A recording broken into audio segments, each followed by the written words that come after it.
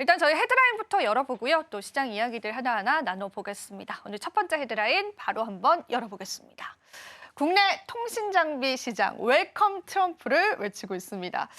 사실상 오늘도 어느 정도의 시장 탄력이 나와주고 있는 느낌이긴 한데요. 네. 이 통신주들 이제는 우리가 좀 다른 시각으로 바라봐도 좋을지 헤드라인 한번 대표님께서 풀어주시면 감사할 것 같습니다. 네, 그동안 이제 통신 장비주들은 예전에 정말 시세 강했던 때를 기억하시는 분들 계셨을 것 같아요. 그때가 공교롭게도 트럼프 1기 행정부 시절이었습니다. 그때 굉장히 강한 시세 흐름이 나왔고 그 이후에도 통신 장비 관련된 소식들이 속속들이 나오기는 했지만 시장의 반응은 굉장히 좀 미비한 그런 상황이어서 통신 장비주들을 시장에서 좀 잊어버리신 분들도 많이 계셨을 것 같아요. 특히 코로나가 닥치면서 통신 장비 관련 업체들의 실적이 굉장히 좋지 않아졌고 그 이후에는 또 주가 부진이 지속된 상황이었는데 이번에 트럼프 2기 행정부가 집권을 하게 되면 중국을 견제하는 움직임, 특히 하웨이 견제 움직임이 더욱더 강력하게 나오면서 관련된 통신 장비 기업들이 시세가 강할 것이다라는 관측들이 좀 나오고 있는 상황인데요. 저도 이 의견에 어느 정도 아니 크게 좀 동의를 하는 부분이 네. 일단 트럼프 같은 경우에는 1기 때도 하웨이에 대한 규제 좀 강하게 했는데 제일 크게 했었죠. 네. 이번에 또 오픈랜 관련돼서 이런 움직임들 지금 뭐 미국이라던가 또 다른 나라들 캐나다도 오픈랜 네트워크를 구축하기 위한 움직임과 자금 투입이 굉장히 좀 나오고 있는 그런 상황에서 트럼프가 집권하게 됐을 때는 더욱더 탄력이 붙을 거라고 보이는데 일단 오픈랜이 무엇인지 좀 간단하게 궁금해요. 네, 대표님. 설명을 좀 드리면 서로 다른 이제 업체가 만든 기지국 장비들이 한 곳에서 상호 같이 사용될 수 있다라는 부분입니다. 만약에 어떤 기지국 이제 기존 체제에서는 기지국에 예를 들어 하웨이 장비가 들어갔다. 그럼 다른 모든 기지국을 만드는데 모든 장비들이 하웨이 것만 사용을 해야 돼요. 근데 이제 오픈랜을 구축을 하게 되면 이 부분이 하드웨어, 소프트웨어 상관없이 다 어떤 장비 회사들 거, 하웨이 거 썼다가 또 다른 삼성전자 거를 써도 되고 이렇게 섞어서 쓸 수 있는 체계가 만들어지기 때문에 지금 하웨이가 굉장히 큰 점유율을 세계 시장에서 차지를 하고 있는데 이 부분을 다른 장비 기업들이 파고 들어갈 수 있는, 침투할 수 있는 그런 기회들이 제공이 되는 거고요. 예를 들어서 우리가 이제 예전에 사실 중국이 통신 장비, 통신 쪽으로 네. 처음에 딱 중국이 나왔을 때 개도국이라고 해서 개발도상국이다. 너무나 기술적인 부분이라든지 이런 것들이 뒤처져 있다라는 평가를 받았는데 지금은 기술력 세계 1위입니다. 또 이렇게 중국이 또 하나의 기술력을 또 차지를 하게 돼서 이 부분에 있어서 이 시간이 흐름에 따라서 아마 트럼프는 이번에도 그거를 쉽게 봐주지는 않을 것 같고요. 제재하려고 네, 하겠죠. 제재 네. 흐름이 좀 더 강하게 나오지 않을까라고 보고 있어서 일단 중국 관련돼서 제재가 나오면 특히 오픈랜 쪽으로는 지금 삼성전자가 이미 지금 캐나다의 한 기업과 같이 수주 계약을 맺고 그런가요? 네, 네. 진행을 하고 있는 부분도 있고요. 지난해 기준으로 해서 오픈랜 매출로 봤을 때 삼성전자가 1위를 차지를 했습니다. 그래서 아마 이 기조는 2025년 트럼프 행정부 집권을 하게 되면 더욱더 속도가 붙을 것 같고요. 그래서 좀 관심 있게 보셔도 좋을 것 같습니다. 그러면 우리가 이 통신주를 지금 바라보는 관점은 그냥 정말 뭉뚱그려서 뭐 KT, SK 이런 쪽을 바라본다기보다는 실질적으로 기술력이 집약된 오픈랜 기술력을 가지고 있는 기업들을 봐야 될 것 같은데요. 네. 대표적으로 어떤 것들이 조금 있을까요, 대표님? 네, 솔리드랑 HFR이라는 기업이 있는데요. 주가 흐름 보시면 아시겠지만 지금 단기적으로 굉장히 시세가 강하게 좋죠, 네, 지금. 나왔습니다. 물론 이게 단기적으로 봤을 때는 굉장히 강한 시세이긴 하지만 우리가 장기적으로 봤을 때는 여전히 상방에 대한 룸은 많이 남아있는 상황이긴 해요. 그렇지만 우리가 또 굉장히 좀 부담스럽게 느껴질 수도 있고 있는 가격이죠. 네, 차익 네. 실현에 대한 물량들이 또 나와줄 수 있기 때문에 그러한 부분들은 좀 감안은 해야겠지만 저는 시세에 대한 부분 트럼프 1기 당시로 돌아갔을 때 정말 텐베거 종목이 나올 정도로 시세가 강했기 때문에 뭐 이번에도 똑같이 텐베거 종목이 나온다는 것은 아니지만 솔리드 같은 경우에는 지금 굉장히 세계적으로 기술력을 인정을 받고 있고 점유율도 꽤 큰 상황이기 때문에 솔리드는 통신 장비 쪽에서는 좀 지켜보셔도 좋을 것 같고요. 또 양자암호 관련된 모멘텀으로도 있죠. 같이 움직이기도 맞아요. 했어요. 그래서 관련돼서 시세는 추가적으로 좀 가능하지 않을까라고 보고 있고 지금 이뿐만 아니라 사실 통신 장비 관련된 종목들 좀 넓게 볼 수가 있는 게 지금 미국과 우리나라 주파수 경매가 2025년에도 맞아요. 지금 예정이 되어 있는 상황이라서 두루두루 그러니까 물론 미국 쪽에 수출 모멘텀 갖고 있는 이제 오픈랜 관련된 사업 영위하고 있는 기업이면 좋겠지만 좀 넓게 봐서 통신 장비 기업들, 뭐 기술 수출이 가능한 기업들, 뭐 KMW라든지 이런 종목군들도 같이 좀 넓게 보셨으면 좋을 것 같습니다. 사실 우리가 이 통신 장비 쪽은 예전에 5G 기대감, 6G 기대감 때문에 보려다가 또 그게 탄력이 안 나왔던 부분들이 있었는데 새로운 모멘텀이 어찌 보면 이제 따라 붙은 것 같습니다. 그래서 다른 관점으로 보면 좋을 것 같고 종목 단으로 좀 접근을 해보자면 삼지전자 같은 경우에도 오픈랜에 관련한 기술력 획득이라는 소식들도 좀 전해지기도 했었는데 이쪽 기업에 관해서는 대표님 좀 어떻게 보세요? 일단 삼지전자는 저는 시세 흐름으로 봤을 때나 이런 움직임들로 봤을 때는 대장주의 움직임을 가져가기는 조금 어렵다. 어려울 수도 있다라고 생각을 네. 하고 있고요. 일단 솔리드를 저는 가장 좀 좋게 보는 이유는 지금 시장에서 가장 원하는 부분에 양자 암호, 사실 양자 암호도 통신 쪽과 연결을 할 수가 있고 지금 사실 양자 암호뿐만 아니라 우리가 첨단 기술이라고 불리는 쪽, 그러니까 이 통신에 대해서 시장이 지금 다시 한번 눈을 좀 돌리는 이유는 지금 세계적으로 첨단 기술들이 굉장히 좀 발전하는 시기에 도래를 했잖아요.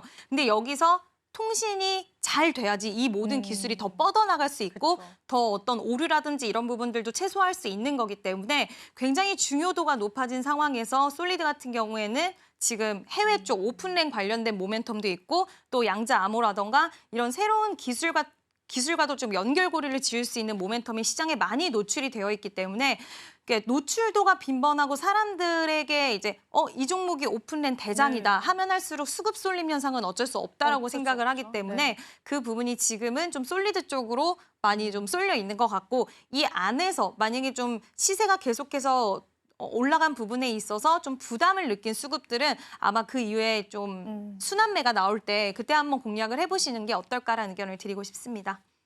통신주 안에서도 이제는 오픈랜과 같은 장비주들 우리가 집중을 해봐야 된다라고 말씀해 주셨고 솔리드 쪽도 한번 여러분들 계속 바라보시면 좋을 것 같습니다. 자, 그럼 두 번째 헤드라인으로 바로 한번 넘어가 볼까요? 오늘 두 번째 헤드라인 바로 한번 열어주시죠. 이게 기다리고 있습니다. 사실상 JP모건 헬스케어 컨퍼런스에 K바이오들이 굉장히 많이 참석을 합니다. 그래서 우리가 이 주가의 모멘텀, 일정에 맞춰서의 모멘텀들을 좀 가져가면 좋을지 한번 풀어볼까요, 대표님? 네, 저는 좀 긍정적으로 생각을 하고 있는데 사실 긍정적으로 보는 부분은 지금 우리가 금리 인하 속도 조절론 이야기가 나오면서 지금 제약바이오 기업들이 약간 좀 시세가 꺾였었어요. 꺾였고 또 차익 실현에 대한 압박, 거기다 대주주 양도세에 대한 부분들 뭐 예전보다는 그게 덜하다고는 하지만 어쨌든 연말을 다가오면서 그런 요인들로 인해서 좀 약간의 주가 흔들림이 있었는데 JP모건 헬스케어는 여러 가지 의미를 좀 함축적으로 담고 있다라고 생각을 합니다. 유한양행의 이제 레이저 티닙 같은 경우에도 얀센과의 이런 미팅이 비즈니스 미팅이 JP모건 헬스케어에서 처음 이루어졌다라는 이야기가 나오는 만큼 결국에는 기업들의 입장에서는 어떤 파트너사에 대한 그런 시너지를 가져가기 위한 굉장히 큰 기회를 모색할 수 있는 부분이라서 이 일정을 시장에서는 더욱더 크게 보고 있는 거고요. 예전에는 JP모건 헬스케어 이후에는 주가가 좀 급락하기도 했어요. 단순 기대감이었기 때문에 급락을 하기도 했지만 저는 이제는 조금은 다르게 보는 이유가 우리나라 기업들이 빅파마 기업들과 기술 이전을 2024년에도 성과를 많이 이루어냈고 기술적인 측면들이 굉장히 좀 뛰어난 흐름으로 오고 있기 때문에 이와 관련돼서 단순 기대감이 이제 일정이 소화됐다 끝났다가 아니라 일정 소화 이후에 어떤 기술 이전에 대한 모멘텀이 또 나올까 시장은 추가적으로 기대를 좀 하지 않을까라고 보고 있고요. 학회는 상반기 때 계속 있습니다. AACR도 있고 지금 계속해서 학회 일정은 있기 때문에 이와 관련돼서 좀 기대적인 요인들은 좀 이어지지 않을까라고 보고 있고요. 또 JP모건 헬스케어가 중요한 부분은 우리가 1년 동안 뭐 1년이 아니라 앞으로 당분간은 이 제약바이오 안에서 헬스케어 쪽에서 어떤 쪽으로 빅파마 기업들이 좀 집중을 하고 있는가? 예를 들어서 뭐 비만 치료 관련돼서 이야기가 많이 나오는가?